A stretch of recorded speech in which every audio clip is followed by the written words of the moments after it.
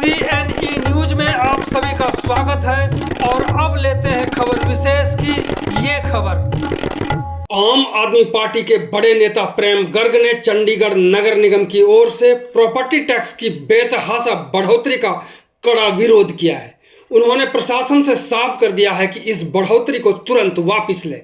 वहीं दूसरी तरफ आप नेता गर्ग ने कलेक्टर रेट में की गई बढ़ोतरी को सही करार दिया है।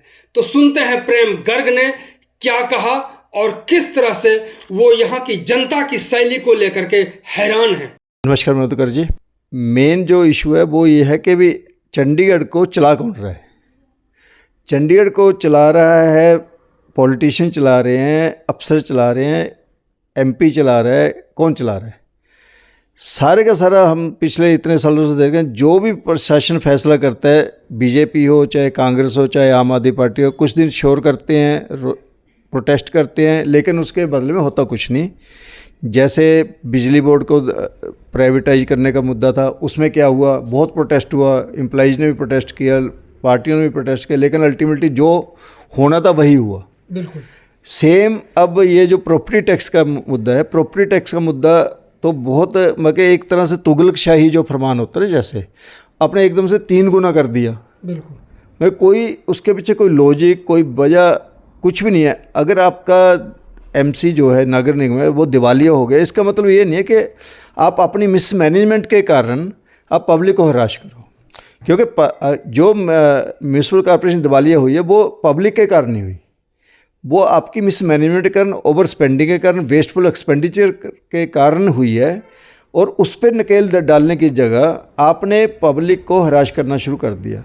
पहले देखो, हज़ारों एम्प्लॉइज आपने आउटसोर्स से रख लिए, उसमें किसने पैसा खाया कितना खाया वो एक अलग विषय है, लेकिन बिना ज़रूरत के अगर रखे थे तो क्यों रखे थे? इतने प्रोजेक्ट आपने शुरू कर दिए जिसका कोई ज़रूरत नहीं होती, लेकिन उस पर आपने पैसा वेस्ट कर दिया। ये जो टॉयलेट्स हैं, पार्क्स हैं, इनको बिना पैसे के भी चलाया जा सकता है, लेकिन आपने RWJ को, जो कि सो कॉल्ड पार्षदों ने ही अपने रिश्तेदारों को फिट कर रखा है। मैं ये ऑन रिकॉर्ड कहना चाहूँगा कि आप इंक्वायरी करवा लीजिए कि कितनी RWJ जिनको टॉयलेट्स और पार्कों के ठेके दिए हुए हैं, उसमें कितने पार्षदों के रिश्तेदार या उनके दोस्त या उनकी पार्टी के लोग इन्वॉल्व हैं, जो कि बिल्कुल इलीगल है, एक स्कैम है। ये बिल्कुल नहीं होना चाहिए, क्योंकि कोई भी पार्षद जो है या कोई भी पॉलिटिशियन जो है जिनके RW किसी को 20 पार्क, किसी को 30 पार्क, किसी को 40 पार्क दे रखे हैं, वो बिल्कुल नाजायज़ है, गलत है, क्योंकि उस पर उतना खर्चा होता ही नहीं है। जैसे एक ट्यूबवेल ऑपरेटर सुबह आता है, ऑन करके चला जाता है, उसको आप 10,000 रुपये सैलरी दे देते हो, ठीक है, जबकि उसका काम कितना का होता है, 2 मिनट का या 4 मिनट का, आधे घंटे का, ऑफ ऑन करना है, ऑफ ऑन करने का है। तो उससे आप यूटिलाइज कर सकते हो उसको, और भी साथ में 2 काम दे सकते हो जी। फिर जब आप, जैसे अभी हुआ, फिर आपको ये तो सारे के सारे बेले हो गए, इनको आप निकाल दो। तो इसका जिसने रखे पहले तो उससे पूछो ना कि आपने रखे क्यों थे। अगर आज 70 लोग आप निकाल रहे हो, 100 लोग निकाल रहे हो, तो इसका पहले साल से या 2 साल से उनको रखा क्यों गया था। तो अब आ गई प्रॉपर्टी टैक्स की बात। प्रॉपर्टी टैक्स जो है एक फ़िक्स रेट पे, जैसे कलेक्टर रेट के बेस पे आपने 1% या 0.5% या 0.1% जो भी एक रेट रखा है वो चलना चाहिए। जब आप कलेक्टर रेट टाइम के साथ बढ़ाते हैं तो प्रॉपर्टी टैक्स आपने बढ़ता जाएगा। बिल्कुल। तो उसको दुगना या तिगुना करने का क्या तुक बनी। अगर समझ लो ये घर है, ये घर 1 करोड़ रुपए का था आज से 10 साल पहले, तो 1 करोड़ पे आपका प्रॉपर्टी टैक्स ले रहे थे, आज वो 5 करोड़ का हो गया, तो 5 गुना तो वैसे भी हो गया आपका रेट। बिल्कुल। तो इसको प्रॉपर्टी टैक्स को प्रॉपर्टी के जो कलेक्टर रेट है उसके साथ आप उसके बेस पे कर दीजिए, 0.001, 0.01 जो भी आपने रखे हैं वो रख दीजिए। उसका जब जैसे प्रॉपर्टी के रेट बढ़ते जाएंगे अपने आप आपका प्रॉपर्टी टैक्स बढ़ता जाएगा। अब आपने तिगुना कर दिया, तो इसका मतलब क्या हुआ, क्या बेस क्या है, क्या कैलकुलेशन है? ये तो कोई बेस नहीं है कि हमारी घाटे में चल रही है म्यूनसिपल कॉर्पोरेशन, इसलिए हमने 3 गुना कर दिया। मगर अगर आपने पैसा, पहले तो आपने पैसा वेस्ट किया, फिर पैसा वेस्ट करके उसके बाद आपने पब्लिक को चूना लगाना शुरू कर दिया, ये कोई वेलफेयर स्टेट थोड़ा ही, आपकी मर्जी थोड़ा चलेगी कि आपने जी पैसा आया वेस्ट कर दो फिर उसका पब्लिक को टैक्स लगा दो। बिल्कुल नाजायज़ है, इसको वापस होना चाहिए और इसके लिए एक परमानेंट फार्मूला होना चाहिए कि ये फार्मूला रहेगा और उसके मुताबिक जो भी कम हो या ज़्यादा हो, प्रॉपर्टी के जो रेट्स बढ़ेंगे या कम होंगे उसके मुताबिक प्रॉपर्टी टैक्स लगेगा। इसके अलावा और कोई तरीका नहीं होना चाहिए। सर, सबसे बड़ी बात है कि लोकतंत्र में जनता को मालिक माना जाता है, यहाँ ब्यूरोक्रेट्स है। मैं एक चीज़ बताइए, आज मैं पढ़ रहा था, बीजेपी अपोज कर रही है इसको, कांग्रेस अपोज कर रही है, आम आदमी पार्टी अपोज कर रही है, मनीष तिवारी जी अपोज कर रहे हैं। जब सब लोग अपोज कर रहे हैं तो ये प्रशासन कौन सा खेत की मूली होगी? जब पब्लिक कह रही है, सारे पॉलिटिशियन कह रहे हैं, तो ये अफसर 2 या 3 अफसर ये कौन होंगे जो डिसाइड करेंगे? डिसाइड किसने किया? क्वेश्चन है, डिसाइड किसने किया? हाउस ने अप्रूव नहीं किया, नहीं किया, तो फिर किसने, कौन है? हुई द अफसर जो ये कह रहा है कि 3 गुना कर दो? तो वही तो कह रहे हैं सर, जो जनता है वो मालिक है और ये जो फैसला लेने वाला नौकर है, तो नौकर बड़ा या मालिक? कौन सा ऐसा अफसर है जिसने ये फैसला लिया 3 गुना कर दो? वो अफसर आके मीडिया में बोल ले ना कि मैं रिस्पॉन्सिबिलिटी, मैंने ये किया है, गवर्नर साहब ने किया है, एडवाइज़र साहब ने किया है जो अब चीफ सेक्रेटरी हैं, या नगर निगम कमिश्नर साहब ने किया, किसने किया? वो खड़े होकर कहता हाँ I am responsible for this decision, मैंने ये डिसीजन लिया है। सर, एक बात और है, जैसे आपने कहा कि कांग्रेस भी विरोध कर रही है, आम आदमी पार्टी भी विरोध कर रही है, मनीष तिवारी जो आपके एमपी हैं उन्होंने पार्लियामेंट में वो बात उठा करके खानापुर्दी करी है, भाजपा ने भी उठाया। तो आखिरकार ये जब नोटिफिकेशन हो गया, प्रॉपर्टी टैक्स बढ़ा दिए गए, इसके बाद बोलने का क्या मतलब रह जाता? अगर बोलते हैं तो ये सड़क पर क्यों नहीं उतरते हैं? ये भी एक बहुत बड़ी बात है। यहाँ पे मैं एक पॉइंट और कहूँगा, हमारे ना एक वो कहानी आती है ना कि एक राजा था, वो अपनी पब्लिक को कहता ये बोलते नहीं है कुछ भी, तो उसने जो टैक्स था डबल कर दिया, तो डबल कर दिया फिर भी पब्लिक नहीं बोली। फिर उसने कहा ठीक है, जो इस पुल से निकलेगा ना उसके कोड़े मारो जी।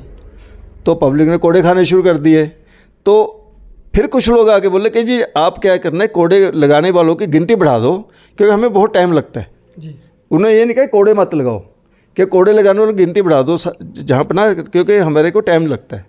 तो वही जब चंडीगढ़ की जनता का, चंडीगढ़ की जनता जो है कोड़े खाने को तैयार है लेकिन बोलने को कोई तैयार नहीं। वो हमेशा ये सोचते हैं कि जी आम आदमी पार्टी वाले बोलेंगे, कांग्रेस वाले बोलेंगे, भाजपा वाले बोलेंगे, भाई तुम क्यों नहीं बोलते? पैसे तुम्हारी जेब से जा रहे हैं, पॉलिटिशियन मेरी जेब से क्या फ़र्क पड़ जाएगा मेरे को? मेरे प्रॉपर्टी टैक्स अगर 3 गुना हो गया, 4 गुना हो गया, पॉलिटिशियनों ने थोड़ा देना तो पब्लिक का एक भी बंदा बोल रहा है क्या?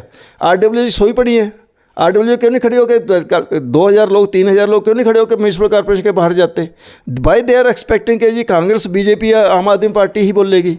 RWG किस लिए बनी है? RWG बोल लेना खड़े होकर सारी कि ये प्रॉपर्टी टैक्स नजायज है। सर, आपने जैसे कहा कि राजा ने कोड़े लगवाए, राजा कोड़े लगवाते थे प्रजा पर, यहाँ तो नौकर कोड़े लगा रहे हैं मालिक पर, ये भी एक बात है। अफसर जो है यहाँ पे नौकर है सर? नहीं, वो नौकर नहीं है, वो राजा हैं यहाँ के। आप ये आपको बहुत बड़ी गलती है। अभी आप से बात हो रही थी कि एक अफसर की कोठी जो है उसकी मेंटेनेंस में करोड़ रुपया लग रहा है। तो अगर करोड़ रुपया कोठियों की मेंटेनेंस पे लग रहा है तो वो राजा हुए या नौकर हुए, मेरे को बताओ? ये तो आधुनिक नौकर हुए सर, राजतंत्र तो भाई आज की डेट में एमपी ही राजा है ना, MP राजा हैं, ये जो IAS अफसर हैं वो राजा हैं, ठीक है ना। और अभी पीछे आपने जजेज का देखा है, अब तो जजेज भी राजा हो गए। कोई 15 करोड़ रुपया एक जज के घर में मिल रहा है। जला दिए जाते हैं, वो भी जला दिया। वो तो मेरे को नहीं पता किसने जलाया, क्यों जलवाया, लेकिन अब तो ये जुडिशरी जिसको हम सबसे ज़्यादा ईमानदार मानते थे, वो जुडिशरी पे भी अब तो उंगलियां उठने लगी। अभी एक जज का फैसला है, वो भी मैंने सुना कि उसको माफ़ कर दिया गया। तो सर, कलेक्टर रेट को लेकर के अब हम, जैसे कि आपने कहा कि प्रॉपर्टी टैक्स तो ठीक नहीं बढ़ाना, लेकिन कलेक्टर रेट जो है उसको लेकर के भी मैं यहाँ पे देखिए फ़र्क है। मैं हमेशा सही के साथ खड़ा होता हूँ, गलती के साथ कभी नहीं खड़ा होता। Collector rate as a CA भी मैं ये समझता हूँ, जो कलेक्टर रेट है जो मार्केट रेट के ऑलमोस्ट बराबर होने चाहिए, क्योंकि इसमें ब्लैक मनी चलती है। अगर आप कलेक्टर रेट्स 50% है एक्चुअल मार्केट रेट का, तो इसका मतलब 50% आप कैश में दे रहे हो, जो कि सरासर गलत है, क्योंकि प्रॉपर्टी में ही सबसे ज़्यादा ब्लैक मनी खपत होती है। तो प्रॉपर्टी का जो रेट्स हैं वो कलेक्टर रेट जो है वो प्रॉपर्टी का जो मार्केट रेट है उसके ऑलमोस्ट 75% के आसपास होना चाहिए मेरा मतलब, क्योंकि कुछ फ्लक्चुएशन होते हैं आप, क्योंकि सारे के सारे सेक्टर का एक ही रेट कर देते हो, जो कि पॉसिबल ही नहीं है। रेट हर एक चीज़ की, प्रॉपर्टी की लोकेशन, प्रॉपर्टी का कोई कॉर्नर का प्लॉट है, कोई मार्केट में है, कोई कॉर्नर उसका है एंड पॉइंट पे है, तो 10-15% का रेट तो फर्क पड़ेगा। लेकिन आज मेरे को 1 कनाल का प्लॉट कोई ये बता दे कि 10 करोड़ से नीचे चंडीगढ़ में कहीं मिलता है। तो कलेक्टर रेट अगर बढ़ाना, बिल्कुल इसका भी एक वही फार्मूला, जो मार्केट रेट है सर्वे होना चाहिए बकायदा, प्रॉपर्टी डीलर को सबको पता है कौन से सेक्टर में कितना रेट चल रहा है। ये फालतू की बात है कि जी नहीं 50% होना चाहिए। कम से कम 75% ऑफ द मार्केट रेट, हर एक प्रॉपर्टी, सिंगल इंडिविजुअल प्रॉपर्टी का भी रेट अगर हो, बाहर के कंट्री में एक प्रॉपर्टी का रेट माना जाता है जी। तो यहाँ पे भी ये होना चाहिए, जितनी रजिस्ट्रियाँ, मैं ये सजेस्ट करूँगा एडमिनिस्ट्रेशन को, जितनी रजिस्ट्रियाँ हो रही हैं सारी पब्लिक डोमेन में जानी चाहिए जी। सारी पब्लिक डोमेन पर जाएँ ताकि लोगों को पता चले कौन सी कोठी कितने में बिक रही है। It is not a secret document, it is a public document. तो सारे के सारे जितनी रजिस्ट्री हैं वो सारी की सारी ऑनलाइन होनी चाहिए अवेलेबल, ताकि सबको पब्लिक को पता लगे कौन सी। देखिए एक सेक्टर में एक कोठी तो बिकती है 5 करोड़ की जी। अब दूसरे में कोई बाइट मनी वाला आ जाता है, वही प्रॉपर्टी की रजिस्ट्री होती है 10 करोड़ की। इसका मतलब क्या हुआ कि जो 5 करोड़ में प्रॉपर्टी बिकी उसमें 5 करोड़ रुपया कैश में गया जी। और ये सारी दुनिया को पता है, चाहे पॉलिटिशियन है चाहे बिजनेसमैन है, जो भी प्रॉपर्टी खरीदते हैं उसको सब कहता है कि कोई कहता है 50% देंगे जी बाइट मनी, कोई कहता है 70% देंगे, कोई कहता है 20% देंगे। अब मैं आपको एक बड़ी इंटरेस्टिंग चीज़ बताता हूँ, जितनी चंडीगढ़ के आसपास मोहल्ली में या ये जितने डेवलपरों ने एग्रीकल्चर लैंड्स लिए हैं, 10 लाख रुपये एकड़, 15 लाख रुपये एकड़, अब सोच सकते हो सकती है। मैं पंजाब गवर्नमेंट को कहना चाहूँगा कि आप इंक्वायरी करा लो, जितनी मोहाली डिस्ट्रिक्ट में रजिस्ट्री हुई है एग्रीकल्चर लैंड की, 100 गुना उसका एक्चुअल रेट होना चाहिए। लेकिन क्योंकि उनको एग्रीकल्चर लैंड करके रजिस्ट्री करा दी गई, जबकि उस पर डेवलपमेंट हो रही है। अब जितनी पिछले 10 साल की रजिस्ट्री को पंजाब पूरा रजिस्टर हो जाए, अगर सारी की सारी रजिस्ट्रियाँ खुल जाएँ और उनकी रेट पता करें कि भी क्या वो एक्चुअल में एग्रीकल्चर लैंड थी, क्यों उस पर एग्रीकल्चर लैंड का रेट लगा जी। बिल्कुल। तो हाँ, लेकिन कमर्शियल रेट का जो मैंने पढ़ा था, जो कमर्शियल रेट कलेक्टर रेट लगा वो बिल्कुल गलत लगा। वो इतना नहीं है, जैसे इलेंटे माल में इन्होंने 14,000 रुपये या 13,000 रुपये कर दिया पर स्क्वायर फुट, वो नहीं है। एक्चुअल में वहाँ पे 10,000 रुपये फुट मिलता है। अब ये दूसरा मॉल है जो सेंट्रा मॉल है, खाली पड़ा है, गोदरेज मॉल खाली पड़ा है, वहाँ पे आप 10,000 में ले लो, या बूथ्स हैं, शोरूम जाए, उसका रेट जो है एक्चुअल से, वही मैं कहता हूँ एक्चुअल से 75% होना चाहिए, 75% नीचे नहीं होना चाहिए। लेकिन ये भी नहीं होना चाहिए कि एक्चुअल रेट से ज़्यादा हो। तो कमर्शियल प्रॉपर्टी का रेट है जो, वो कलेक्टर रेट जो है वो जेन्युइन होना चाहिए, वो कम होना चाहिए। लेकिन हाँ, रेजिडेंशियल का जो रेट इन्होंने मेरे मुताबिक वो बाई एंड लार्ज ठीक है। तो कुल मिलाकर के जो प्रॉपर्टी टैक्स है, इसको लेकर के प्रेम गर्ग साहब ने विरोध किया है, जबकि कलेक्टर रेट को इन्होंने करीब करीब सही बताया है। बहुत बहुत धन्यवाद बात करने के लिए। बहुत बहुत धन्यवाद, आप आए, बहुत बहुत धन्यवाद। CNE न्यूज के साथ बने रहने के लिए आप सभी का बहुत बहुत धन्यवाद।